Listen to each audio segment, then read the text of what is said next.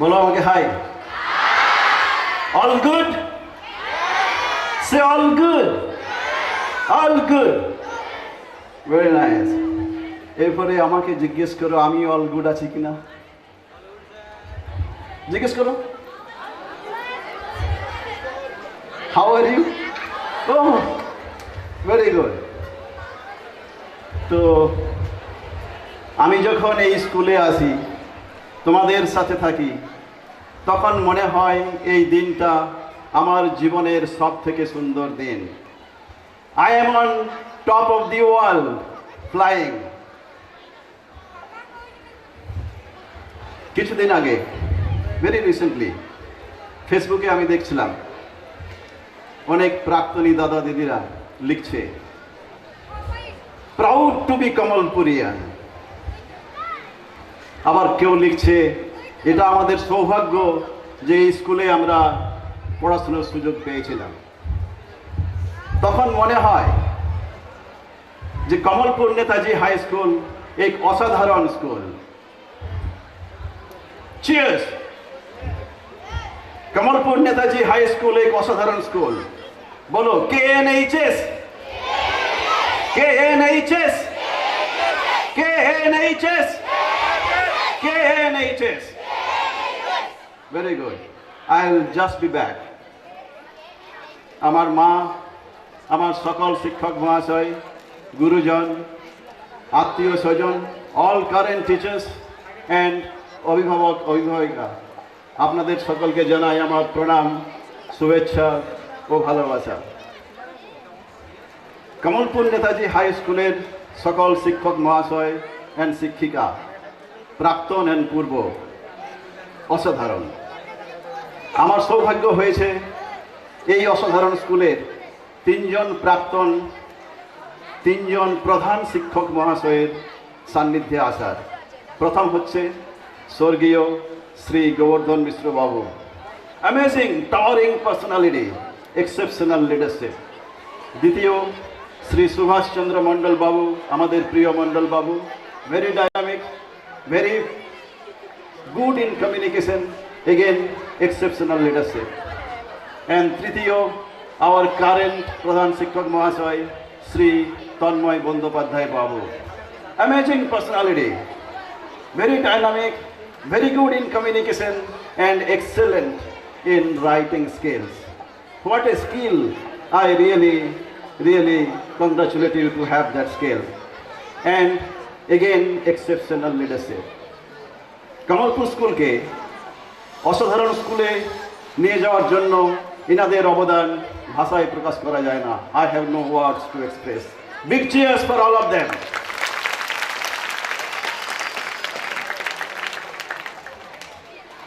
Kamalpur school অসাধারণ school, তার আরও অনেক কারণ আছে। একটি মুখ্য কারণ হচ্ছে এই স্কুলের প্রাক্তনী সংঘ। প্রাক্তনীরা স্কুলে আসছেন, জনগণের পাশে থাকছেন, ব্লাড ক্যাম্প করছেন, আই ক্যাম্প করছেন, আর্থিক সহায়তা করছেন। এইগুলো বড় জিনিস, এইগুলো অতি সহজে অন্যান্য স্কুলে হয় না। আমি গর্বিত আমাদের এই প্রাক্তনী সংঘের জন্য। And from the bottom of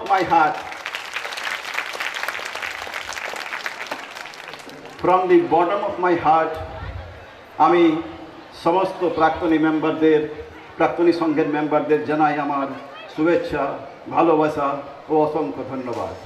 You are doing an incredible job. Keep it up. Big cheers for them.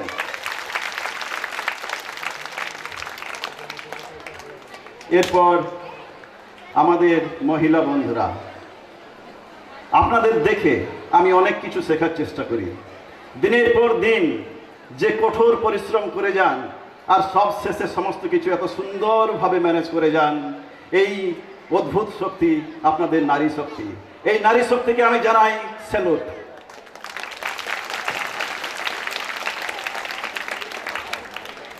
Tanmoy বাবু, আমাদের মহিলা বন্ধুরা আজ থেকে এই স্কুলের এক অংশ হয়ে গেল। আপনার উপর এডিশনাল রেসপন্সিবিলিটি ওনাদের দেখভাল করার জন্য। So big cheers for Tanmoy babu and his team.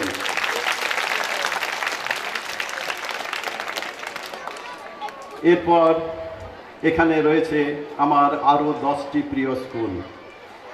বেশিরভাগ এই স্কুলগুলোতে আমার অনেক পুরানো স্মৃতি জড়িয়ে আছে।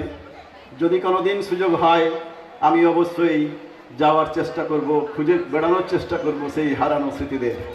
এই 10টি স্কুল হচ্ছে Kesra high school, Harigram high school, Chhatna high school, Jharipari high school, Chhatna girls, Jharipari girls,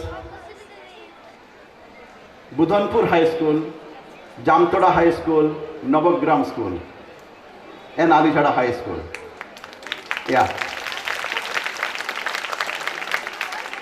এই সকল স্কুলের সমস্ত শিক্ষক শিক্ষিকা অ্যান্ড ছাত্রদের আমি জানাই অভিনন্দন, ধন্যবাদ অ্যান্ড ভালোবাসা। Thank you so much that you all can here.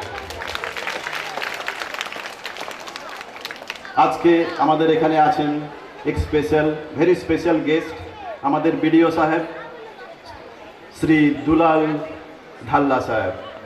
So thank you so much, আমার শুভেচ্ছা ভালোবাসা।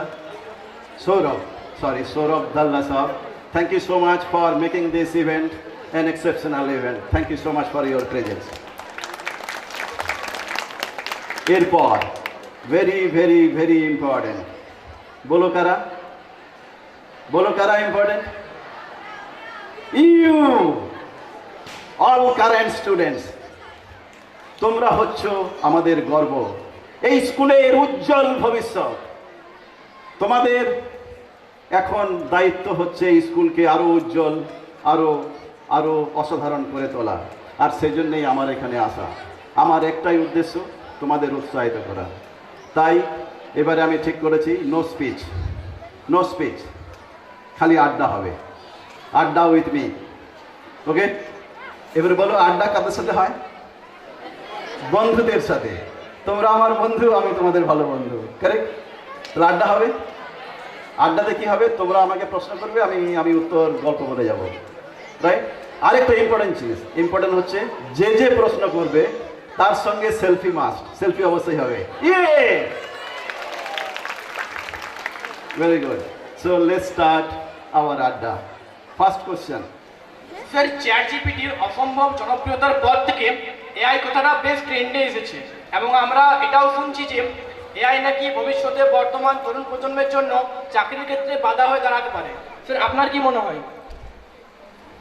Thank you so much for this question. AI, আমার খুব ভালো লাগছে যে তোমরা এআই নিয়ে জেনে যাচ্ছ। You are advanced, you are modern. Fundamentals are always fundamentals. পৃথিবীতে এখন ইয়াং পপুলেশনের অভাব, আর সেখানে ভারতবর্ষ বাবলিং উইথ ইয়াংস্টার্স। তো আমার কখনো মনে হয় না যে এমপ্লয়মেন্টের অসুবিধা হবে। এআই এখন কোনো এফেক্ট নেই। ইন্ডিয়াতে effect to be very very less. আর ইন্ডিয়ার যা পরিস্থিতি, এটা তোমাদের birth right to get at least one job. So আমার মনে হয় বি স্মার্ট, বি কম্পিটেন্ট, চাকরি তোমাদের একান্তই তোমাদের হাতে থাকবে। অ্যান্ড এআই এগুলো হচ্ছে অ্যাডভান্স টেকনোলজি, শিখে যাও, compete, be smart, make yourself more competent. চাকরি অটোমেটিক্যালি চলে আসবে। Thank you sir. Right, yes. Business management, very nice question. Business management প্রস্তুতি হচ্ছে সাহস করে তোমাকে ঘর থেকে বাইরে যাওয়ার প্ল্যান করতে হবে, পশ্চিমবঙ্গ থেকে বাইরে যাওয়ার প্ল্যান করতে হবে। এই সাহসটা যদি করতে পারো তাহলে অনেক কিছুই করতে পারবে। কারণ আমি কেন বলছি বিজনেস ম্যানেজমেন্টের জন্য সাহস চাই, এখানে সাধারণত কি হয়, তোমাদের কাছে 3টে স্ট্রিম আছে, কোর স্ট্রিম, ইঞ্জিনিয়ারিং, মেডিকেল, এগুলো হলো না general line, right? Teaching, competitive exam, IAS, WBCS and so on. আরেকটা হচ্ছে ভেরি ইম্পর্টেন্ট, ম্যানেজমেন্ট। তো ম্যানেজমেন্ট হচ্ছে লিঙ্ক টু ইন্ডাস্ট্রি। যেখানে বেশি ইন্ডাস্ট্রি আছে সেখানে তুমি যাও, you will flourish, fastest growing path. in your career building process.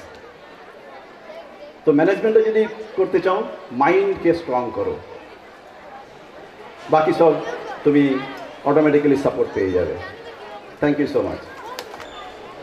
Sir, ভবিষ্যতে আমরা বন্ধুরা মিলে কোনো শিল্প স্থাপন করতে চাইলে সেক্ষেত্রে প্রাথমিক মূলধন এবং সেক্ষেত্রে প্রাথমিক মূলধন এবং অবস্থানের জন্য নির্দিষ্ট অবস্থানের জন্য কোথায় আমরা প্রথম আবেদন করতে পারি? এটা হচ্ছে একটু ডিফিকাল্ট সিচুয়েশন এখানে। রুরাল ইন্ডিয়াতে ফান্ডিং ইজ ডিফিকাল্ট। যতক্ষণ না তোমার টিম থাকবে, প্ল্যানিং থাকবে, এক্সিকিউশন প্ল্যানিং থাকবে, অত সহজে তুমি ফান্ডিং পাবে না এখানে। ফান্ডিং পেতে গেলে তোমাকে কিছু করতে হবে, দেখাতে হবে যেটা ওয়ার্কেবল, এটা স্কেলেবল। আর তোমাকে যেখানে ইন্ডাস্ট্রি হবে তার কাছাকাছি যেখানে ফান্ডিং হচ্ছে সেরকম জায়গা থেকে পৌঁছাতে হবে। Thank you sir. But good that you are thinking about this. Thank you so much. Sir, Yes. Sir, আপনার মতে বর্তমানে কোন কোন ক্ষেত্রে চাকরি পাওয়ার সুবিধা সবচেয়ে বেশি এবং কোন কোন ক্ষেত্রে সবচেয়ে কম?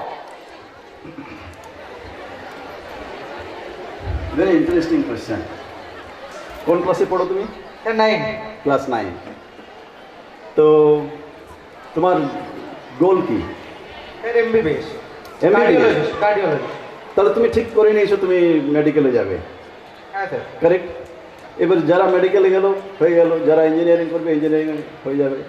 ইঞ্জিনিয়ারিংয়ের মেন ডিমান্ড হচ্ছে mainly IT, computer science, electronics. যদি তুমি স্মার্ট হও যে কোনো ফিল্ডে চাকরি পাবে। মেডিকেলে তো you know better than me. And in management it is marketing, finance, HR। তার জন্য তোমাদের অনেক সময় আছে, যেটা তোমার ভালো লাগবে দিল সে করো। Okay, thank you right. Sir, ya, teenage পিরিয়ডে আমরা আমাদের সমস্ত যেসব ডিস্ট্রাকশন সেগুলোকে এড়িয়ে কীভাবে আমাদের মূল লক্ষ্যে ঠিক থাকতে পারি? এটার জন্য আমি একটা গল্প বলবো। এটার প্রশ্নটার উত্তর আমি লাস্টে দেবো। Thank you. Yeah, sir, sir, বর্তমান তরুণ প্রজন্ম দিনের পর দিন যা আসছে তাতে বর্তমান তরুণ প্রজন্ম ভবিষ্যতের জন্য অত্যন্ত উদ্বিগ্ন। স্যার, আপনার মতে ভবিষ্যতের কথা কারো কাছে নিশ্চিত নয়। আপনার মতে ভবিষ্যতের কথা নিশ্চিত না হলেও একজন ছাত্র বা ছাত্রী কিভাবে নিজেকে অন্য কোনো ক্ষেত্রের জন্য প্রস্তুত করতে পারে? ওকে, ভেরি গুড। ভবিষ্যৎ কেউ জানে না, কালকে কি হবে আমিও জানি না, তোমরাও জানো না। ওকে, আমি একটা প্র্যাকটিক্যাল ফিল্ডের কথা বলছি, যে তুমি কি প্ল্যান করতে পারো, তোমাদের সিচুয়েশনটা কি হতে পারে। আমাদের কলেজে প্রতি বছর 180খানা ছেলে পাস করে বেরোয়। আর 180খানা ছেলের জন্য লাস্ট 3 বছরের স্ট্যাটিস্টিক্স আমি বলছি, 152, 166, এবারে 168টা কোম্পানি এসেছে প্লেসমেন্টের জন্য। তাহলে কি মনে হচ্ছে? আমাদের সবসময় মনে হয় চাকরি বেশি, ছেলে কম। আর আমাদের কলেজ থেকে এক একটা ছেলে 5টা, 6টা, 7টা, 8টা, এবারে হাইয়েস্ট হয়েছে 9টা অফার লেটার, 9টা চাকরি। তাহলে মেসেজ কি হচ্ছে? তোমরা ভাবছো চাকরি হবে কিনা, আমি ভাবছি চাকরির লোক আছে কিনা। এই জন্যই তো তোমাদের এখানে আসা। এই পারসেপশন যে be aggressive, be strong, do something in life. What I want you to do something in life and grow. And তার জন্য তোমাদের সমস্ত কিছু অ্যাভেলেবেল আছে, সমস্ত কিছু আছে। ওকে, ভবিষ্যৎ হচ্ছে ব্রাইট, নো আনসার্টেনিটি। এই জমানা হচ্ছে তোমাদের জমানা, স্মার্ট ওয়ার্ল্ড। কেউ পিছে নেই, just you have to walk very very very. আমার একটা কোশ্চেন আছে যে আমরা তো এখন স্টুডেন্ট, কিন্তু মানে পড়াশোনার পাশাপাশি কিভাবে টাকা আর্ন করতে পারবো? যথেষ্ট আমার 18 বছর হয়ে গেছে। ওকে, সো তুমি পড়তে চাও, অ্যাট দি সেম টাইম করতে চাও, ভেরি গুড। আমার মনে হয় এইসব এলাকাতে এরা চলছে। দিনের বেলা পড়াশোনা করছো, রাত্রে কাজ করছো, outsourcing. There are many fields. এটা ব্যাঙ্গালোরে প্রচুর হয়। ওরা সকাল থেকে সন্ধ্যাটা ক্লাস করে, রাত্রে আবার কাজ শুরু করে। এটার জন্য একটা এনভায়রনমেন্ট চাই, কানেকশন চাই। আমার মনে হয় তোমার বন্ধু বান্ধবরা অলরেডি এটাতে যুক্ত আছে। না না, কেউ যুক্ত নেই। তাহলে এখন ফোকাস করো, তুমি কি হতে চাও বড় হয়ে? ডিএম। আমার ডিস্ট্রিক্টে আমি ডিএম হতে চাই। District magistrate, oh what a wonderful thing, very good, wonderful. এটাকে বলে গাছ, এটাকে বলে সাহস। তো এর জন্য তোমাকে ডেডিকেশন করতে হবে। তুমি এখন আপাতত চাকরির চিন্তা করবে না, work hard, 16 hours, 18 hours, be a DM. That is more reasonable than working for a part-time job. ঠিক আছে? তুমি কনসেন্ট্রেট, তোমার ড্রিম খুব বড়, তার জন্য তোমাকে অনেক পরিশ্রম করতে হবে। ফোকাস করো। Thank you, thank you so much. Next. Sir, একজন স্টুডেন্ট কিভাবে হোম সিকনেস কাটিয়ে উঠতে পারে এবং পশ্চিমবঙ্গের বাইরে এই বিষয় নিয়ে কি কি সুবিধা আছে? Very good, very nice question. Home sickness তো আমি ভুলেই গেছিলাম। হোম সিকনেস ছিল আমাদের সময়। আমার মনে পড়ে IIT রুড়কিতে গেছি, মা বলেন 120 দিন, 4 মাস কোনো সম্পর্ক ছিল না। এখন হোম সিকনেসের কোনো তোমাদের সুযোগ নেই। তুমি যাও 24 hours, তুমি ভিডিও করে আসছো তোমার মা বাবা, আত্মীয় স্বজন, বন্ধু বান্ধব, ঘর বাড়ি, প্লেগ্রাউন্ড। কোথায় তোমার সুযোগ হোম সিকনেসের?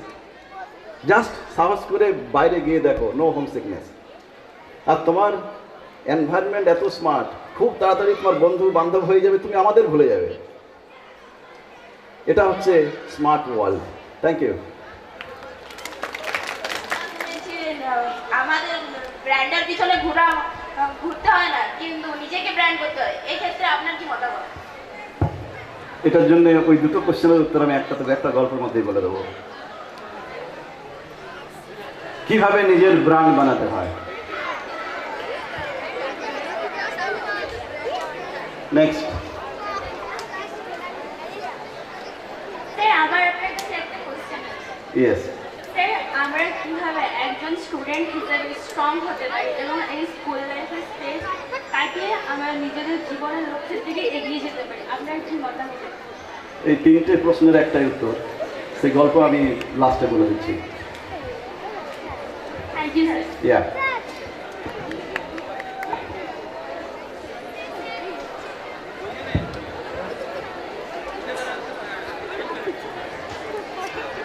আর কেউ? স্যার, আমি ক্লাস 9 এ পড়ি। স্যার, আপনার কাছে আমার একটা কোশ্চেন আছে। ইয়েস। স্যার, ম্যাট্রিমোনিয়াল প্রেসার আর ফ্যামিলি রেসপন্সিবিলিটি বাঁচিয়েও একজন মেয়ে কিভাবে চাকরির জন্য নিজেকে প্রস্তুত করতে পারে? Very important question. আর এই উত্তরটা আমি দিতে চাইছি মা বাবাদের জন্য, অল পেরেন্টস। এখনকার যুগে পেরেন্টস সবাই জানে যে এটা হচ্ছে ইন্ডিপেন্ডেন্ট ওয়ার্ল্ড। যে কোনো মেন ফোকাস হচ্ছে ছেলে মেয়েদের নিজের পায়ে দাঁড়ানো, নিজের পায়ে দাঁড়ানো। আর আমি বলে যাচ্ছি এখান থেকে যে এক একজন ছেলে মেয়ের পিছনে দুটো চাকরি ওরা পাবে, আপনারা যদি একটু সহায়তা করেন। ম্যারেজ হচ্ছে ব্যাক স্টেজ। আগে চাকরি পাবে, নিজের পায়ে দাঁড়াবে, তারপরে ভাববে বিয়ের কথা। এবং বিয়ে করার পরেও আমি বলবো, ডোন্ট ডিপেন্ড অন হাজব্যান্ড। হাজব্যান্ডের উপরেও ডিপেন্ড করবে না, বি ইন্ডিপেন্ডেন্ট। তো ড্রিম করো, work hard and first gate A job.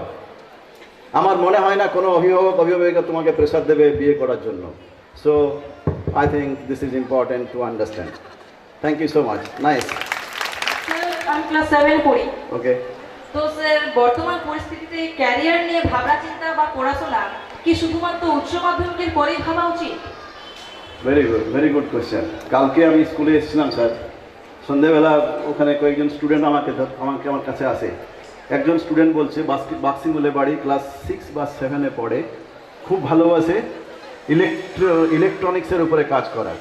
তো বলছে আমি অলরেডি 2টো প্রজেক্ট করেছি, আমি ইলেকট্রনিক্সের উপরে ক্যারিয়ার বানাবো। তাহলে একজন যদি ক্লাস 8-এর ছেলে স্বপ্ন দেখছে, আমাদের সময় ছিল উচ্চ মাধ্যমিকের পরে স্বপ্ন দেখা কি হবে। এখনকার যুগে তোমরা জানো ওয়ার্ল্ডে কোথায় কি হচ্ছে, অতএব আমার মনে হয় this is a right time. যেটা এক্সপোজার পাচ্ছ, একটা স্বপ্ন বানাও, লক্ষ্য থাকলে ভালো হবে, লক্ষ্যতে পৌঁছানোর। Thank you. Right. Thank you. Sir, একটা প্রশ্ন আছে। ইয়া স্যার ক্লাস 9 এ পড়ি আমি। তো স্যার বর্তমানে পড়াশোনা বা অন্যান্য ক্ষেত্রে সাকসেস পেতে গেলে অবশ্যই আপনাকে হার্ড ওয়ার্ক করতে হবে, এবং সেক্ষেত্রে স্যার একটা কথা শুনতে পাই হামেশাই যে স্মার্ট ওয়ার্কটাও করতে হবে, ওটার পাশাপাশি। তো সেক্ষেত্রে স্যার আমার প্রশ্নটা হচ্ছে যে দুটোর মধ্যে সামঞ্জস্য রেখে করা উচিত, কিন্তু কোনটাকে একটু বেশি হলেও উপরে রাখা উচিত, মানে গুরুত্বটা একটু বেশি দেওয়া উচিত স্যার, ওটাই। ওটাও গল্পের মধ্যেই বলবো। আচ্ছা স্যার, ঠিক আছে, থ্যাংক ইউ। রাইট। আর কোনো প্রশ্ন আছে? যে প্রশ্নের উত্তর আমি একসাথে দিচ্ছি, একজন লাস্ট।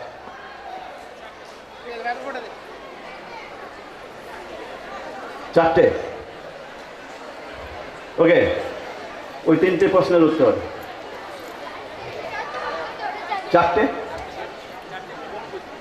4 কোয়েশ্চেন। তো চারটে প্রশ্নের উত্তর শুরু হচ্ছে। তিনজন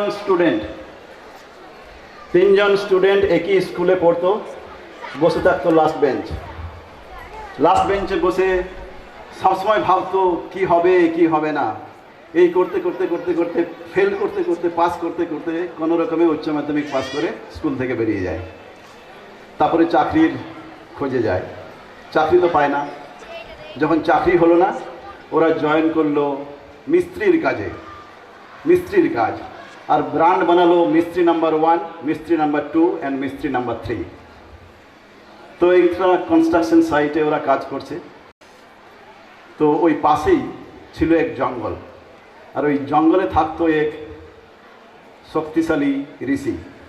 ওই ঋষি এতই শক্তিশালী ছিল, যা বলতেন তাই সত্যি হয়ে যেত। তো পাশাপাশি এলাকার সমস্ত লোক ওনাকে লর্ড বিষ্ণু বলে মানতেন। তো একদিন সকালে এই তিনজন মিস্ত্রি কাজ করছে, হঠাৎ করে দেখে যে লর্ড বিষ্ণু জঙ্গলের পাশ দিয়ে পেরিয়ে যাচ্ছেন। এরা বলল চলো যাই, লর্ড বিষ্ণুর কাছে আশীর্বাদ নিয়ে আসি। তো প্রথম মিস্ত্রি নাম্বার 1 বলছে, হে লর্ড বিষ্ণু, আমাকে আশীর্বাদ করুন। লর্ড বিষ্ণু বলছে, ওয়েট, আমাকে বলো তুমি এখন কি করছো আর তুমি কি করতে চাও। তো মিস্ত্রি নাম্বার 1 বলছে, স্যার আমি ইট বইছি, আর আমার ইট বইতে এত ভালো লাগে যে আমি ইট বইয়েই সারা জীবনটা কাটিয়ে দেবো। তো লর্ড বিষ্ণু বলে, এর জন্য তোমার যথেষ্ট শক্তি আছে, আমার আশীর্বাদ নিয়ে তুমি কি করবে, যাও তুমি কাজ করো। তারপরে এলো মিস্ত্রি নাম্বার 2 বলে, স্যার লর্ড বিষ্ণু আমাকে আশীর্বাদ করুন। লর্ড বিষ্ণু সেম কোয়েশ্চেন, যে আশীর্বাদ করার আগে আমাকে বলো তুমি কি কাজ করছো আর কি করতে চাইছো।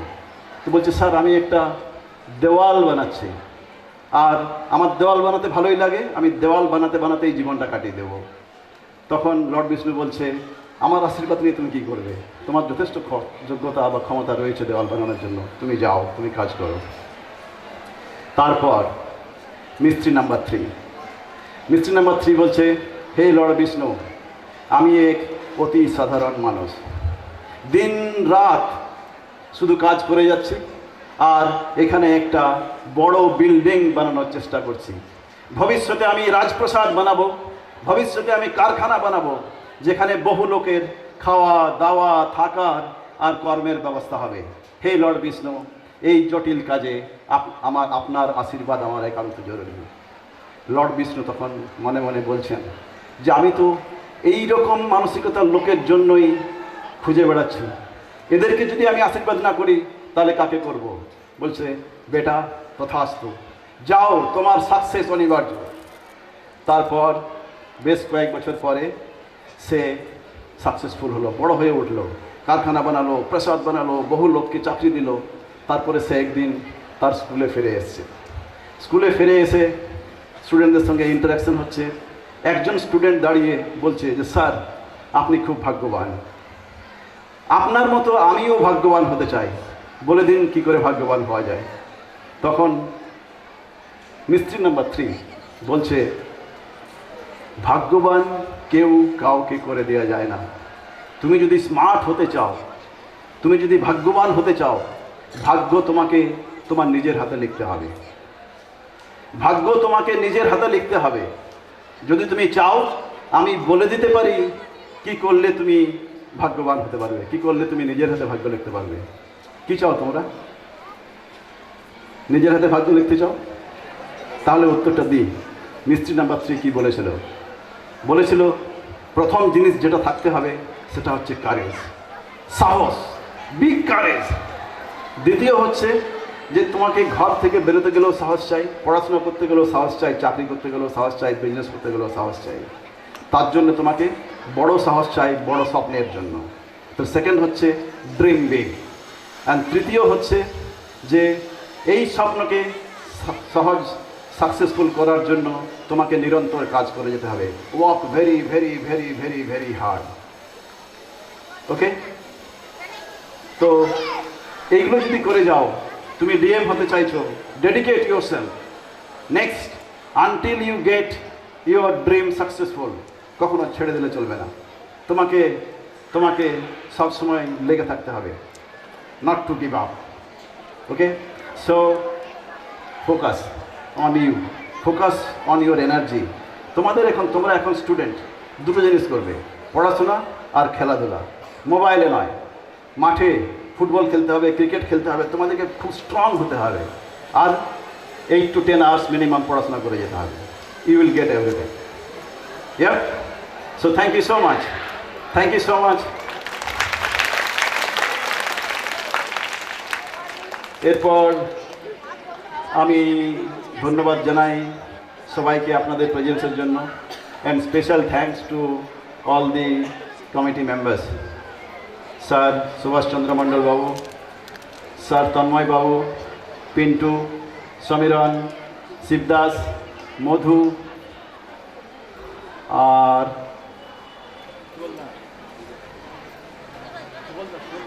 শিবদাস, মধু, আর কেউ বাকি থাকলো? কে? সুবলদা, সুবলদা, আর কেউ আছে? অজিত বাবু, sorry, Ajit Babu and Dilip da, thank you so much, and thank you for you all here. That's it, bye. অনেক অনেক ধন্যবাদ মাননীয় শ্রী সত্যরঞ্জন মণ্ডল মহাশয়কে।